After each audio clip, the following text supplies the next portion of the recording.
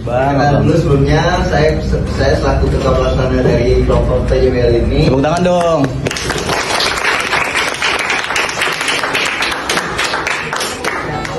Saya mulai aja kali ya. Kalau kalian ada tahu nggak sih maritim itu apa sebenarnya? Kemaritiman itu bisa menyangkut pertahanan, habis itu perekonomian, sumber daya laut, atau mungkin tentang laut itu sendiri, tentang bahan-bahan kimianya ataupun yang lainnya. Sedangkan kalau ilmu kelautan sendiri ini itu menjelaskan lebih detail lagi tentang dinamika ekosistem laut, geologi dasar laut, lalu ada dinamika cairan geofisika. Ada yang tahu nggak sih itu kata-kata itu? Kayak awal banget ya sama kata-kata itu ya. Asing banget. Di jalan terus nggak boleh pasang di satu pun itu. Karena nggak boleh kosong ya tadi. Ya, jadi karena pertama tadi biayanya itu kan kosnya kan mahal, jadi otomatis tuh harus ada biasanya tuh kita udah tahu dulu nih, misalnya apa dia itu tepatnya butuhin suplemen, butuh import apa, jadi buat bensin juga karena kan jauh gitu. Jadi kalau misalnya angkutan kosongan gitu ya rugi dari pihak kapalnya sendiri. Jadi dia harus nunggu dulu kalau misalnya berapa hari di pelabuhan untuk terisi kembali muatannya buat diantar ke tujuan berikutnya. Jadi pada singkatnya tuh itu kembali lagi kepada soal perekonomian. Jadi ini kapalnya ditahu nggak sih harga kapal tuh gimana? Ada yang tahu nggak? Miliaran, ya betul. Dan dari satu kapal aja tuh bisa lebih dari 40 sampai 50 miliar. Itu hanya untuk satu kapal. Dan itu pun disewa ya, bukan dibeli. Itulah alasan kenapa para pemilik kapal ini, orang yang menyewa kapal ini tidak mau uangnya itu terbuang sia-sia. Masa cuma dari sini ke Lampung tuh cuma nganterin doang, baliknya nggak bawa apa-apa lagi, bener gak? Kita semua di sini gak ada yang merugi. Siapa sih yang merugi? Ada nggak? Nggak ada dong. Makanya itu kenapa kita tuh setiap perjalanan di kapal itu pasti ada mengantar dan mengambil. Biar perusahaan itu tidak terlalu rugi sama sekali lah. Jadi gitu singkatnya. Kita jawab gak? Jawab. Oke. Dan ini untuk informasi juga, nggak semua kapal itu bisa masuk pelabuhan yang sama. Jadi ada beberapa pelabuhan yang mengharuskan syarat air, pokoknya tuh kayak muatannya tuh bisanya pelabuhannya menerima menampung berapa. Jadi nggak semua kapal tuh bisa misalnya masuk ke Tanjung Priok, misalnya kapal ini masuk ke Tanjung Priok itu nggak bisa misalnya gitu. Jadi ada syaratnya di suatu pelabuhan itu bisa dimasukin oleh kapalnya tersebut.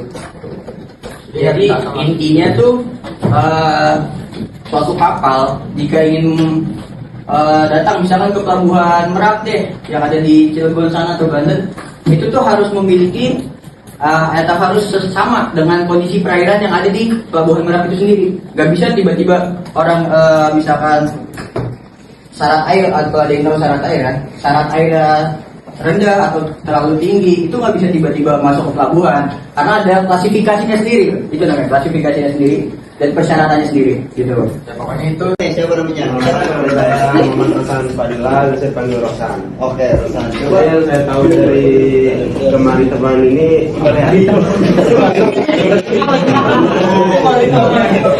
Yang di jalan terus nggak boleh pasang di satu pun itu. Karena nggak boleh kosong ya tadi. Ya, jadi karena pertama tadi biayanya itu kan kosnya kan mahal, jadi otomatis tuh harus ada biasanya tuh kita udah tahu dulu nih, misalnya apa dia itu tepatnya butuhin suplemen, butuh import apa, jadi buat bensin juga karena kan jauh gitu. Jadi kalau misalnya angkutan kosongan gitu ya rugi dari pihak kapalnya. Ini apa sih namanya? Kapalnya sendiri. Jadi dia harus nunggu dulu kalau misalnya berapa hari di pelabuhan untuk terisi kembali muatannya buat diantar ke tujuan berikutnya itu. Jadi pada singkatnya tuh itu kembali lagi kepada soal perekonomian. Jadi ini kapalnya ditahu nggak sih harga kapal tuh kayak gimana? Ada yang tahu nggak? Miliaran, ya betul. Dan dari satu kapal aja tuh bisa lebih dari 40 sampai 50 miliar. Itu hanya untuk satu kapal. Dan itu pun disewa ya, bukan dibeli. Itulah alasan kenapa para pemilik kapal ini, orang yang menyewa-nyewa kapal ini tidak mau uangnya itu terbuang sia-sia. Masa cuma dari sini ke Lampung tuh cuma nganterin doang, baliknya nggak bawa apa-apa lagi, bener gak? Kita semua di sini nggak ada yang merugi. Siapa sih yang merugi? Ada nggak? Nggak ada dong. Makanya itu kenapa kita tuh setiap perjalanan di kapal itu pasti ada mengantar dan mengambil, biar perusahaan itu tidak terlalu rugi sama sekali lah. Jadi gitu singkatnya. Terjawab gak? Terjawab. Oke. Dan ini untuk informasi juga, nggak semua kapal itu bisa masuk pelabuhan yang sama. Jadi ada beberapa pelabuhan yang mengharuskan syarat air, pokoknya tuh kayak muatannya tuh bisanya pelabuhannya menerima menampung berapa. Jadi nggak semua kapal tuh bisa misalnya masuk ke Tanjung Priok, misalnya kapal ini masuk ke Tanjung Priok itu nggak bisa misalnya gitu. Jadi ada syaratnya di suatu pelabuhan itu bisa dimasukin oleh kapalnya tersebut.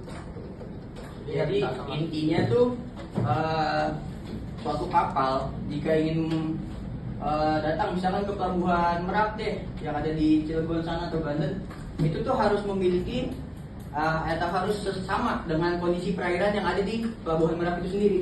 Gak bisa tiba-tiba orang misalkan syarat air, atau ada yang tahu syarat air kan, syarat air rendah atau terlalu tinggi, itu nggak bisa tiba-tiba masuk ke pelabuhan karena ada klasifikasinya sendiri. Itu namanya klasifikasinya sendiri dan persyaratannya sendiri gitu. Ya, pokoknya itu